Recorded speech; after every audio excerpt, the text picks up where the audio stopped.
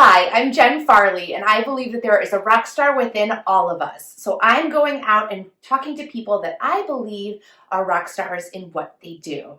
Today, I have a very special treat for you. We are at my house, and I have Beth Kille and Beth Dohrn here, and they are two of the masterminds behind Girls Rock Camp Madison.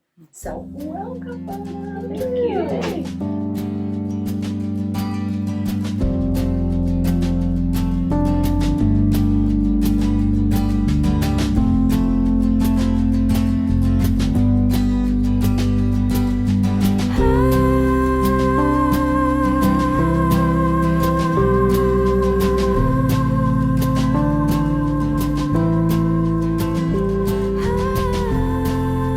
So, full disclosure, Beth and I are in a band together. We're like sisters and very, very close. We're also very close with Beth Dohrn, I would say. Yes. I think so, yes. I think so. I think so too. So Beth Dohrn is the executive director, and Beth, you are Beth and Beth. She's Beth Dohrn is Beth all Dohrn one is word. one word. I'm Beth. She's Beth Dohrn. Yes. All one word. And you're the musical director and one of the co-founders. Correct. Right? So tell us a little bit about what Girls Rock Camp Madison is. Well, the history behind it is we had our first camp in 2010 with 32 campers, and we quickly grew to having about 50 campers at 3 different camps each summer. The mission of Girls Rock Camp is that we want every camper to become empowered and learn to collaborate and create a safe space where they can all rock. Yeah. And we use music as the vehicle, but the message really is about that empowerment and collaboration piece. And we have a great time. We were able to pivot during COVID to a virtual camp, and this summer we'll be back to almost normal with the way that camp is running. And we've had a lot of kids come through over the years and had a lot of fun. Yeah. Music. A lot of repeat campers too. We have campers that grow up in Girls Rock Camp, and that's pretty exciting for us to see them as they come in at like 10 and then leave graduating from high school. Yeah. And then some of them come back and work for us, which is really exciting. That's awesome. Yeah. It's like you've created like a double community too, because you have not only the campers that you're nurturing and growing, but you're also giving an opportunity to female musicians or musicians in the area to help and teach and learn and collaborate with these youngsters. Yeah. So. And I should say, for those who know nothing about Girls Rock Camp, it's a day camp for girls ages 8 to 18. They don't have to have any musical experience. They show up. We provide the instrument, either drums, bass, guitar, keys, vocals. If they play a little violin, they can play violin at camp. We also have started ukuleles. And so we give them instrument instruction. They form a band with 4 other campers, and under the direction of folks like you and me who've been in bands and kind of get the whole thing about what it's like to be in a band and write together. They write a song with the help of the staff, and then at the end of it, they rock out at this big showcase, and it's madness. Amazing how much they do in just a week's time. Yeah, and how much they grow together as a band too. Yeah. We also have a DJ camp again this year. We haven't had it because of COVID, but we're really excited to reinstate that, and we have 2 campers that'll work with the DJ and do all that, and they'll perform at the showcase. They're what do you call it? It's a club DJ, so they've got like the turntables and they're mixing in real time the different elements of the songs, and it's fun because the other campers just feel like it's a big dance party. Yeah. Oh my gosh. It's so fun. What are some of the lessons that you've learned along the way with Girls Rock Camp? Whether it's your own personal lesson that you've learned or something that you want to consistently let the campers know. Yeah, I think for me, I started 10 years ago volunteering because my daughter was doing camp. And then got involved in Ladies Rock Camp, which is a 3-day of the same kind of thing like Girls Rock Camp. We just do it shorter. And I really think it helped me to continue thinking about the I can attitude. And we won't tell you that story, but Why not? there is a story. Tell the story. Tell the story. So Beth and I did Ladies Rock Camp. Well, we were both working it, but we happened to both be in a band that time, and we both did drums, which was fun. I'd never done drums before, and I don't know that you'd really done your husband's a drummer, but I've watched people in your house. So we've already been doing Ladies Rock Camp together, or Girls Rock Camp together, and so we're doing this Ladies Rock Camp, and we're in instruction together. And at some point, I'm like, I can't do this. This is just too hard. And she yelled at me and said, Beth Dohrn, you're always telling those girls they can. You need to, I don't know, change your attitude.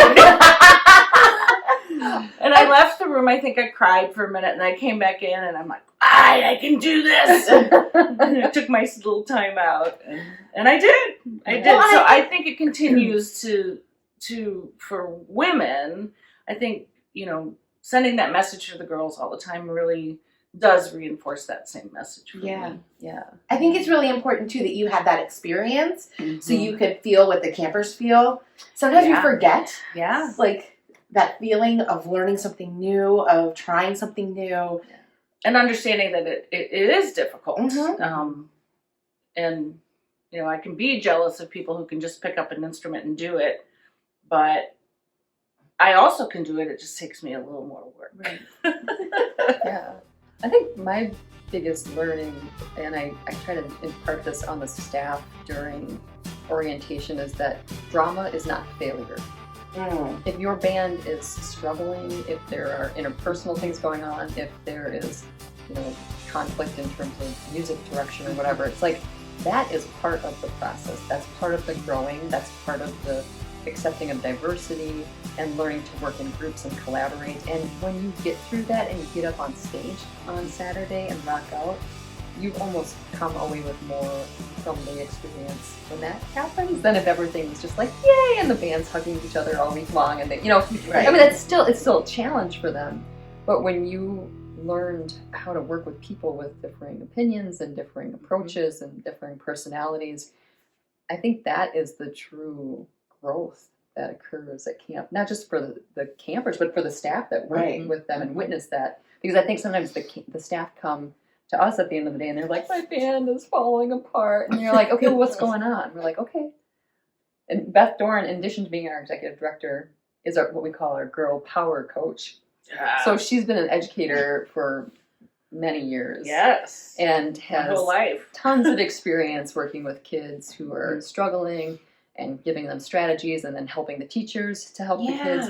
So, it's really about that learning piece and, learning to lean on your colleagues who have more experience or knowledge in a particular area than you do. And not being ashamed to say, I don't know how to handle this. Right. But knowing that you're surrounded by people who are caring and giving and capable, who will give you that, empower you, right? And again, you're collaborating with them. It's that whole empowerment and collaboration thing. We're not just showing that to the campers, we're living it and breathing it ourselves. It feels also like a very cyclical thing. Like you're giving, and they're receiving, and then also giving back to you. So it's like this circle of energy, of empowerment, of light. Yeah. So I think that's exciting. I think the other thing, isn't part of your question, but I think another thing that's really important to me is, and watching the campers and thinking about teaching them that anything can go. I don't know how to say that, but I'll give you an example. We had a camper.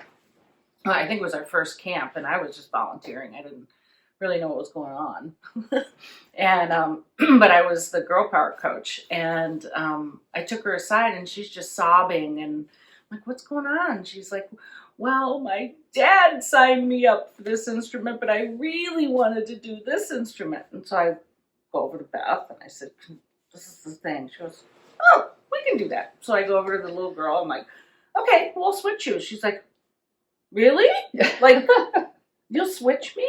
And I just think you just saw her flip, because you don't see that a lot of times in school, where we can just adapt, modify, and adjust in that moment to help build her confidence. Well, and to build on that, I think it's that whole agency thing that you give kids a voice, Mhm. and then you actually listen to that voice, Mm. and they're a little shocked. And I see Mhm. that with the staff sometimes at debriefing meetings. At the end of the day, we'll all sit down together, and somebody will make a suggestion, and I'll be like, "That's awesome!" And then they're almost like, Whoa. "Wait, I don't need to Uh-huh. keep arguing my point. Right. What do I do now? I was heard, and you thought it was a good idea, and we're going to do that." I mean, and that doesn't happen every single time, but No. there've been so many times where people who just know more than I do about a particular thing in the world, and I just lean on them and say, "Yes, I love your idea. Let's try it and see what happens." And we're just constantly Yeah. adjusting and learning and giving people a voice and letting it be heard, and it's shocking to them sometimes. Yeah. And I think we've definitely grown in camp, Yes. and how we run camp and things that we've changed. And I mean, it's amazing how often Beth and I talk about camp and doing something a little differently or thinking about it in a different way. I mean, after 13 years, Yeah. you'd think we had this down, but Right. we're always reflecting, I Mhm. think, on what we're doing and how it's going to be the best for campers. Yeah. I mean, the campers are the focus, obviously staff as well, but how can we make this even better? Not for us, but for the campers. Well, and I just want to point something out too, because I know one of the values that you guys have is inclusion and diversity and inclusion, and even just calling campers campers and not girls. I work at that every day. Yeah. So really, and that's probably a big change from when you started too. Yes. Like Yes. making sure that however they identify feel included and feel like they're seen and they're heard as Yeah. well. Mhm. So really switching language and opening up the opportunity for campers that might not economically be able to afford camp. Tell us a little bit about some of those initiatives. Yeah, we started a diversity, equity, inclusion committee on our board a couple years ago now, and one of our goals was to diversify our campers. How do we reach those campers who may not otherwise know about camp, know that they can participate free if they need to? We never turn anybody away, and just making those connections. And not only for campers, but Beth has worked really hard at trying to diversify our staff at the same time, Mhm. and reaching out and making connections and networking with other musicians who would be a good fit for teaching and coaching and whatever at camp. So we're kind of doing it both ways and trying to diversify. So I think it's really important to us, and we were really fortunate to get connected with Black Girl Magic in the Madison School District. I think now they're not in Madison, but they're still connected, and we were able to get like 15 or 16 campers last year. And then Kelly Jackson has the Indigenous Girls Rock Camp in Lac du Flambeau. I think that's where she lives, right? Mhm. So she's not running it this year, and so she reached out to us and asked if we'd have some spaces. So I've been filling some of those spaces with some of those campers, and then word of mouth, even among different groups, has been really helpful. So, Beth, I know that inspire is a big word for you in terms of a value. How did I know that? How does that word connect with the work that you're doing? Oh, it's 100% connected. I mean, really giving people an opportunity to write songs and make music is all about inspiring them to create. Mm-hmm. And it's perfectly in alignment with my personal mission, what we do at camp. It's funny because we were talking about how you give, but you get so much back. It's Mhm. like when you're in the zone, when you're in the flow, when I teach songwriting, I love teaching songwriting at camp, and I even in other settings when I'm teaching, it's just like that's where I belong, that's what I should be doing. Time goes by in a flash, and I love the inspiration that the campers give back to me. Mm-hmm. The things that they come up with. I think about this sometimes when we're working with the youngest campers and really maybe they only know 2 chords. Mhm. And 4 bands have all written a song with A minor and E. Okay, but they all sound different. Yeah. Because they pick different beats, they pick different words, they're singing in different ranges, they have different instruments, and they use them in different ways. So it's like, how you took something so simple and you turned it into this epic show. And I love that the way that they connect with the music inspires me. And so I'm even to feel that cyclical energy of me inspiring you and you inspiring me. It's just a beautiful upward spiral.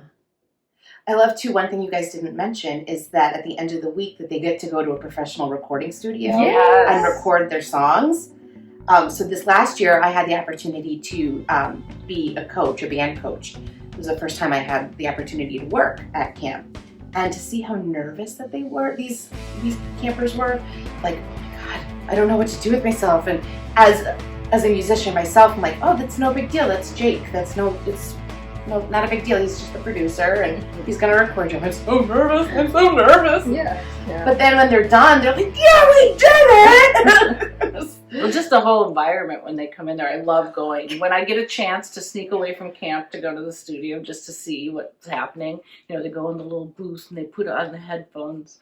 It's so funny to watch some of them. Can you hear me? I don't think it's loud enough. They start becoming like very confident in themselves. Oh yeah. I had one camper who the song ended. She's like, guys, I don't think that we did that right. So I think that you need to come in on the 2. And then I'm like, we're still rolling here. It's so funny. Yes. And Jake is amazing with the campers. Mm-hmm. I think he just, he's just so calm and I think that just really helps in the situation. But to be able, any of the people that he works with there. To be able to give the campers a professional experience, a real life experience, like that just sets them up. Oh yeah, and we've had several campers go on to record records, and I'm sure many of them would have gotten there anyway. But just bringing them into that studio space and demystifying that process, and that's really one of. If you look at our website and you look at kind of what are our objectives and outcomes that we're hoping for, and it's that whole,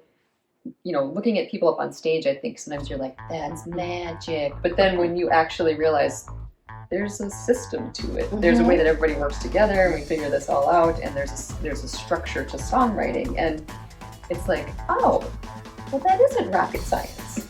It's rock and roll. So they really have this demystification is really the word that I like to use because it's no longer this thing that happens up there with people that aren't like me. It's like, oh, I can do that. Yeah. And I think the studio recording process is a lot like that as well as the songwriting process. Yeah. My eyes have been wide open.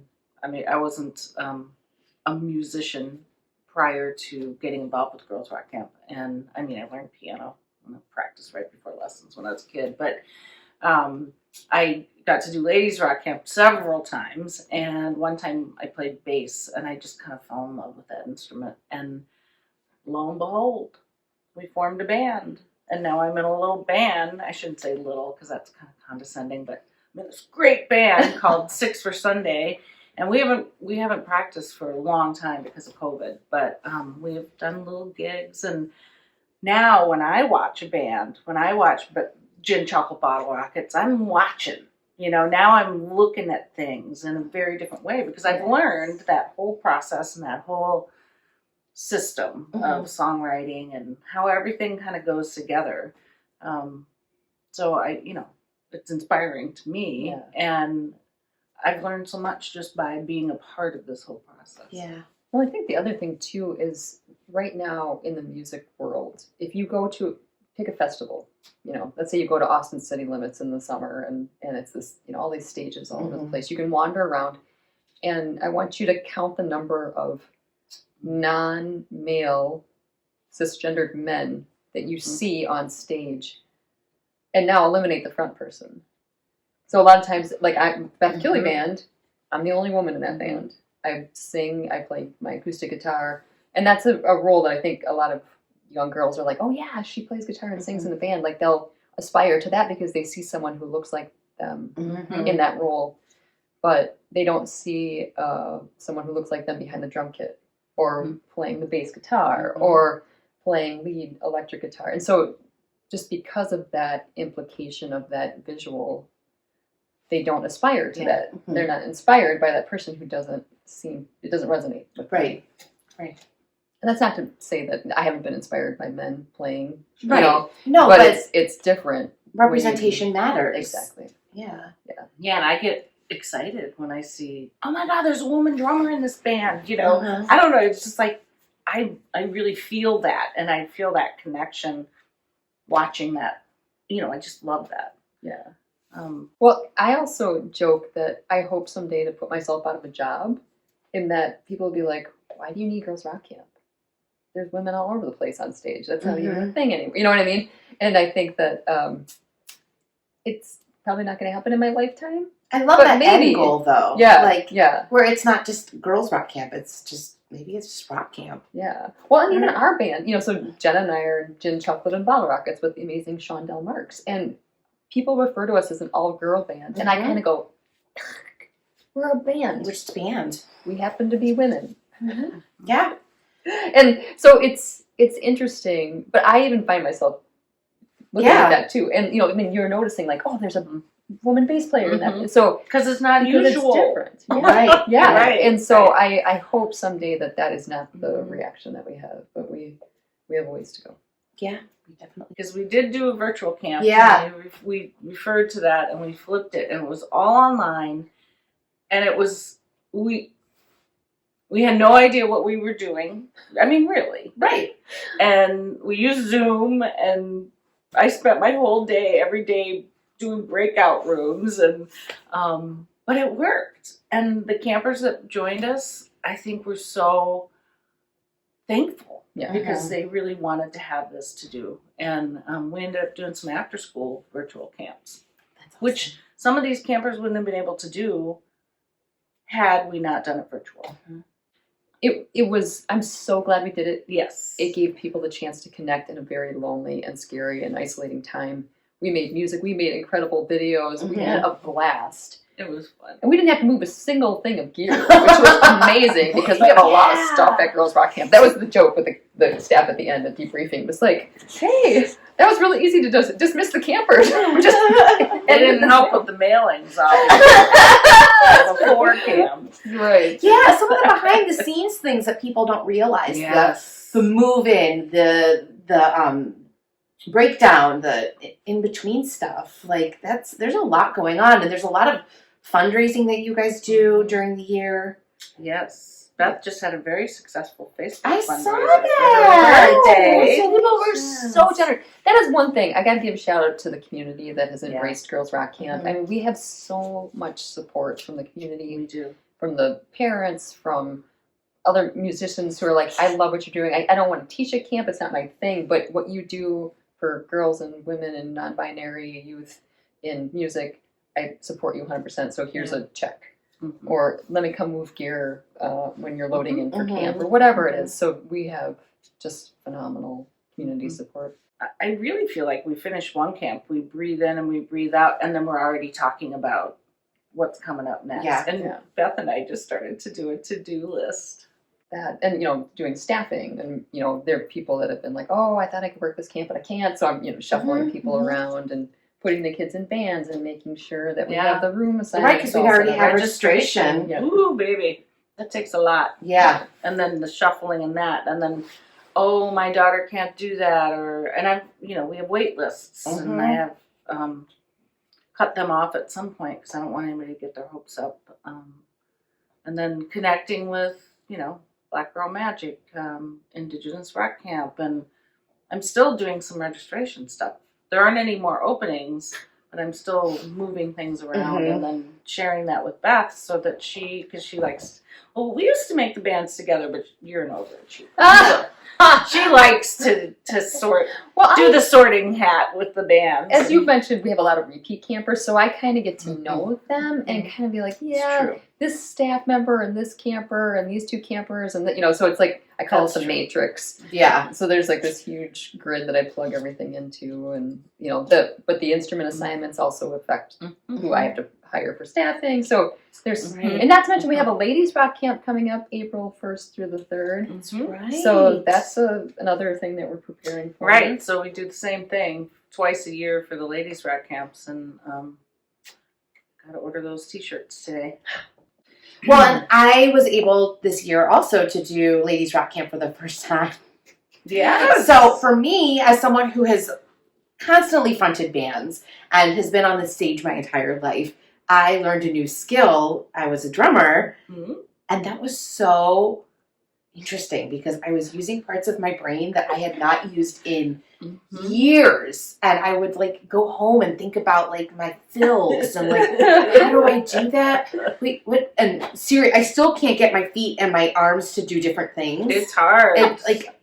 But it was so much fun, and it was also so much fun to see other people rise up and see like moments that were really challenging for them, and to have them come and like knock it out of the park, or even if they didn't knock it out of the park, but get over their fear and just perform. Yes. That was amazing, and just to see the camaraderie of it. Well, yeah, So- and that's the thing. It's like that whole thing about it being safe space. Yes, Like you yeah. could stand up and start playing your song, completely fall on your face, and there's gonna be 19 other women right there in front of you going, "You got this, we love you, come on!" And then you'll be like, "Hey, that wasn't the end of the world. People aren't throwing tomatoes at me. Right. My bandmates still love me. I can do this." And so you realize what is really the impact of a screw up on stage. Right. You know, I used to work in healthcare, and I, sort of tell the story that like when you screw up in healthcare, people die, or they maybe they won't be able to walk anymore, or you'll cause them pain. I mean, these are things that are like, Right. but if you miss a note or forget a word, like, what impact does that have on the greater of the world? It's not that big a deal. So keep it in perspective. Do it in a safe space. Keep getting up and doing it over and over until it becomes second nature, and you're not nervous anymore. Or maybe you get nervous, but you know how to deal with those things. Right. There's so many ways to grow. And have fun. I mean, that's Oh my gosh. really So fun. Yeah. And ladies rock camp, a lot of people have met new friends and connected with people musically and through camp, and that they never would have done or known or whatever. So Facebook kind of blows up after a ladies rock camp with people friending each other and getting to know each other, and the goal isn't to become a perfectionist or perfect at your instrument on a 3-day or a week-long camp. It's to give you something new to try and do, and maybe you'll continue it. My friend that came, Kim, she went home and she bought a snare, and she's 15 minutes a day. That's what Marlo told her to do. So she's practicing 15 minutes a day. Oh my god, I love it. That's awesome. I love it. Yep. But like what I appreciated was as someone who is a professional, using my air quotes, a professional musician. No quotes. Say that again. A professional musician. Say it with someone that's a confidence. professional musician. There you go. To be able to even expand out for myself was amazing. So for someone who's never done it before and still continuing to do it, that's what it's all about. Yeah, It is. Yeah. I've been inspired and empowered, and my confidence has been built even. See? Yeah. So how can people connect with Girls Rock Camp Madison? How can people support it? Well, we have this awesome new website that someone designed for us. Yes, it's beautiful. girlsrockmadison.org, right? Uh-huh. Right? And We're saying right. Girls Yeah, Rock, yeah. That's correct. Yep. And then GRC Madison on At Instagram on Instagram, that's right. and Facebook and stuff. I highly recommend that if you want to keep updated about Girls Rock Camp, and please do this, go on our website, girlsrockmadison.org, and go to the sign up for email, because we do send out mass emails when there's camp dates for both girls and ladies rock camp. Yeah. So I highly recommend that's going to be your best way to get the information the soonest when we do things. And you can also offer donations on the website too. Yes, you can. And we're always very thankful. You'll probably get a little thank you note. Yeah. So just one thing about the donations and the fundraising that we do for camp, we pay all of our staff. And that is something that is a little bit unique compared to some of the other Girls Rock camps across the country that ask their staff to volunteer. But I am a full-time working musician. If you want me to take a week out of my life to teach at a camp, and it's not easy work. No. You're I'm exhausted. not going to be able to do that for free. I'm not going to take a week out of my life and not get paid. Right. And so I refuse to labor under that model because, first of all, musicians are constantly being asked to do things for free, and women are constantly doing things for free. Right. And sometimes I have to like literally force someone to take a paycheck. I'm like, you are offering a valuable service. Do not donate this fund back. Yeah. Not only that too, but you also provide childcare for those that need it. Yes, as we do. as a staff member. Yeah, because that's a huge barrier for parents wanting to work. Is if there's no one to take care of their kid for a week, what do? Right. So we offer a nanny. We pay a nanny to come to camp and take care of the kiddos. And I mean, to me, like the empowerment piece doesn't just stop at the campers. I want the whole universe of Girls Rock Camp Madison to be uplifting And the empowering space. The girl power coach doesn't stop at the campers either. We do a lot of girl power coaching for staff. Oh yes. Oh yeah. That's so It's true. like, I'm not here for I'm here for everybody. So if you need me to switch out with you so you can go cry in the bathroom for a minute or get a coffee or whatever you need to do. If you need to just come sit in the office and talk, that's what I'm there for. So usually I ask about a song that represents your Rockstar theme song. I'm just going to say the Girls Rock Camp song. Thank you for saying that, because that is what I was going to talk about. That's true. That you wrote a song, a theme song for Girls Rock Camp. How many times do you think this song is sung throughout a week of Girls Rock Camp? Well, Every day. we sing it at the end of every day, so that's 5 times for sure. Mhm. But then we also, during songwriting class, I teach it, so maybe 7 if you include the times that we go through in songwriting. Dress We rehearsal. Do it, dress rehearsal, and then the showcase beginning and end, so that's 8. But then the kids, sometimes, we haven't done this because we've been a little more compressed in the studio lately. Sometimes they sing it at the studio. Oh. And so in that case, when we used to have 10 bands and all 10 bands would sing it, then that would up us to 18. So, I don't know, I would say probably 20 times. Yeah. And then you'll hear it in the hallway. Yeah. Because Because it's catchy AF. it is. Catchy and fun. Or if you're a dog, it's and fuzzy. And fuzzy. And fuzzy. It's AF. That dog is cute AF. Cute and fuzzy. That's what I tell my son. Yes, that's right. That's what AF means.